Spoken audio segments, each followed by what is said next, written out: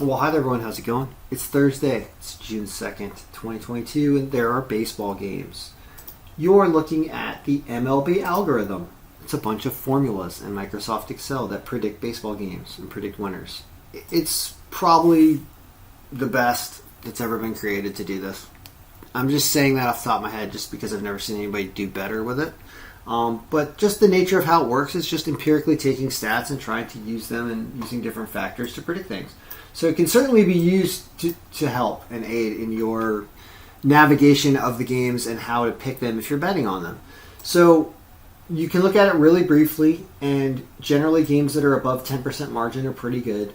Yesterday, not all of them won. It happens. Things like Milwaukee barely lost an extra inning game. The Dodgers again lose to Pittsburgh.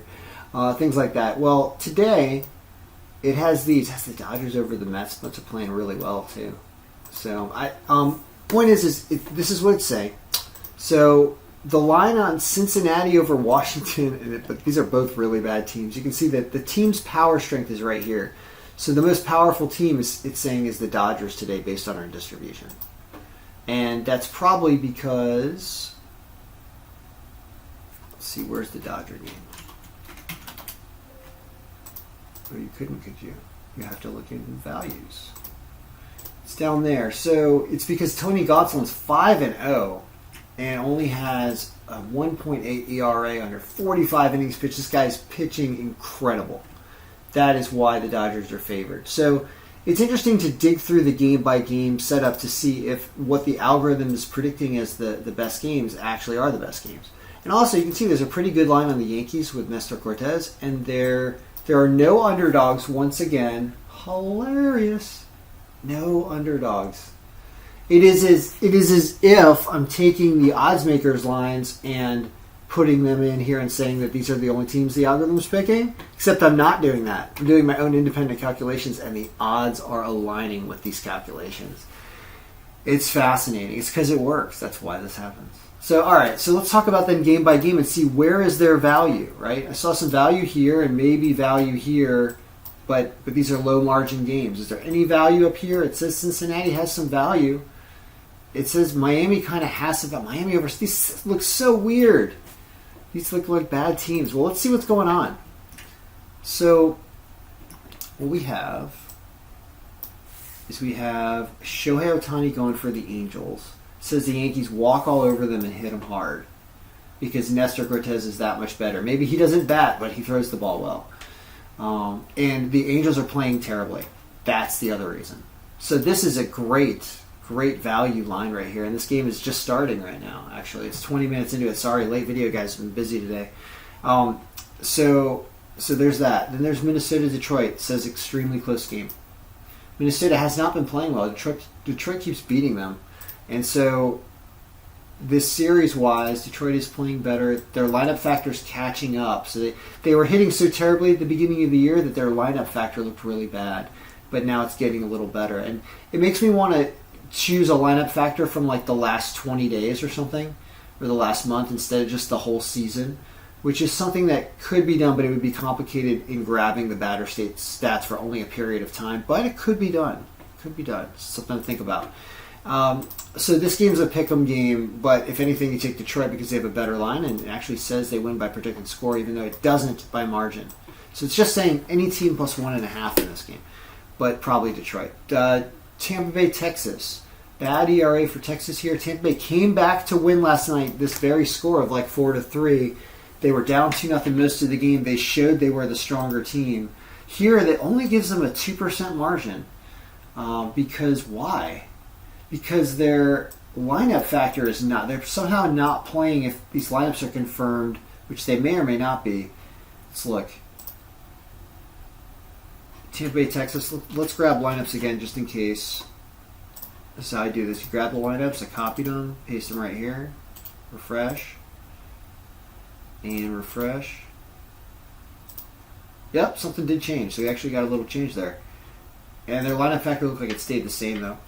So Tampa Bay wins. The line's okay, but it's a close one. But yeah, on the road they're probably going to win again. It's White Sox in Toronto, and I haven't seen anything over-underwise that looked really interesting yet. We'll keep going. Especially look at this game right here. But yeah, let's look at that game right here. After we look at this game, White Sox in Toronto. Toronto's the #1 pick of the day. Why? Alex Manoah pitching great. I watched him whine and complain about not being able to pitch a ninth inning because he wanted a complete game, and the coach took him out, and he just threw a huge fit. So he cares. This guy cares. So he wants to win. Johnny Cueto also pitching okay ERA wise this year under only 18 innings pitched. So all right, but says that this line's actually worth it. The bullpen ERA for White Sox is not great, so Toronto probably wins. I don't know if they cover, but don't listen to me. Algorithm says they cover. Washington and Cincinnati. Because Yona Dawn gets hit. Now here's an interesting play for. Oh yeah, see the over/under caught up to this. I bet you the wind's blowing out. That's what I was just going to check. Is what's the weather in Cincinnati? 78, 7 miles an hour out. So there are going to be runs in that game, and you'd say Cincinnati team runs or over in this game. It says they get to 9.6, but when you add the wind, if I opened up the Google Sheet and threw this game into the Google Sheet that has wind and weather, this is going to go above this. So you can try the over 9.5. And I'm not going to say it's pick of the day material because it's a high 9.5, but that should happen. And Cincinnati team runs is another one I'm going to try because they know their ballpark. And Yonadone and the bullpen. I mean, basically, Washington has nowhere to go when it comes to pitching. They just lost a series to the Mets with something like 30 runs to 5 or something unbelievable. They're getting destroyed. So you look for runs, you look for Cincinnati runs in that game. San Francisco and Miami. Miami. Wow, why? Because Sandy Alcantara's that good. Are they really going to hit the ball? They're going to hit Alex Wood, they say. And the bullpen's not. The bullpen ERA has fallen off for San Francisco. I noticed that. They used to have a great bullpen ERA. Apparently not anymore, if these stats are right. All right, so Miami at minus 140 doesn't feel good, but the algorithm says yes. Seattle and Baltimore. Yesterday they did hit the over 8.5. They did hit the over 13.5 like I wanted, but they got to 11 runs, I think. So this game did have runs yesterday. That was good. Here you got another situation. It says 8.5. That's only 9. Weather in Baltimore, good. It's hot. It is hot here. 45% rain. I didn't realize it was going to rain today. 78. All right, so I don't know. I don't know about over-unders there. Who about to win this game? It does not know. It says anybody plus 1.5. But, wow, that is just right along the line, same numbers. So it really thinks that it's going to go to extra innings. I would predict runs because it's predicting like a tie. Really, really close game. Angels and Yankees again because there's a doubleheader. James Talon's supposed to win this game, so the Yankees are supposed to sweep a doubleheader today against the Angels. Seems believable given the Yankees playing better and the Angels not. San Diego, Milwaukee. Extra close game. 3.6 to 3.6. Milwaukee blows it to the Cubs yesterday. This game is a choppy game. Two pitchers kind of fighting to be good or not. And the lineups are pretty close, but it does slightly give the edge to San Diego. So San Diego plus 1.5, I guess, at some point in that game. It's probably a really safe pick. St. Louis and the Cubs. Thinks the Cubs take down St. Louis. Why? Because Keegan Thompson's incredible. Wow. So we are heavily weighting these pitching stats, and that's what's showing you these disparities in really starting pitching. But if starting pitching is hot this time of year, then this will be predictive. If it's not, and we start losing games and lineups and bullpens become more into play, then we'll look at redistributing our pitcher percentage. And you can always change these percentages up here to do crazy different things. Atlanta and Chicago, so that was the Cubs at a good line because the pitching is there. And then Atlanta, Colorado, and then the Dodgers and the Mets finish off the night, right? Atlanta, Colorado, in Colorado, there've been, I think there was like 22 or 24 runs or something in the game last night in the second of a doubleheader. Checking the weather there, it's probably going to predict runs. Your Colorado stats are a little distorted, yet it still says Atlanta wins this game because Colorado's lineup factor is really about a 4 or 3.8 because they're in Colorado, or even down to 3.5 even. So Atlanta's got a better lineup today for this, and Austin Gomer's 2-5, and Ian Anderson's 3-3. The whip's not that great. Expect runs in this game. It's at 11-12. Yeah, why not, right?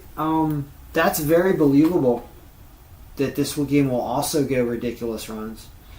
Then there's the Mets and the Dodgers, and it says the Dodgers are a really strong pick, even though Taijuan Walker is 3-0. All right, it makes me want to redistribute this a little bit.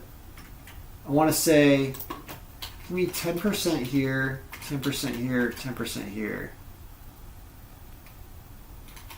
On a lineup factor,